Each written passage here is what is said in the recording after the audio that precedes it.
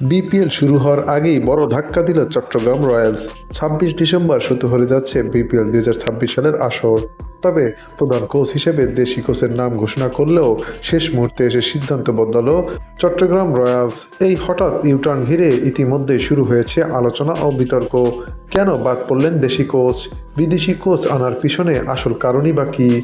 বিস্তারিত জানতে সম্পূর্ণ ভিডিওটি দেখুন। বিপিএল এর আসন্ন আসর শুরু হতে যাচ্ছে ২৬ ডিসেম্বর।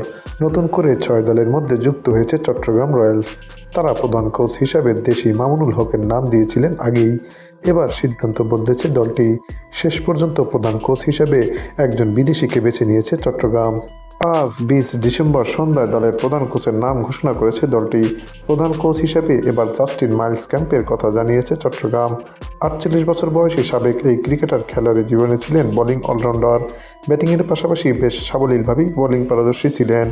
নতুন এই কোচ দক্ষিণ আফ্রিকার হয়ে ৪টি টেস্ট, ৮৫টি ওয়ানডে, ৮টি টি-২০ খেলেছেন।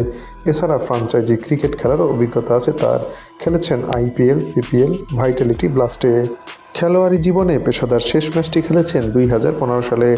এছাড়া চট্টগ্রামের মেন্টর ও ব্যাটিং কোচ হিসেবে দায়িত্ব পালন করবেন তুষার ইমরান।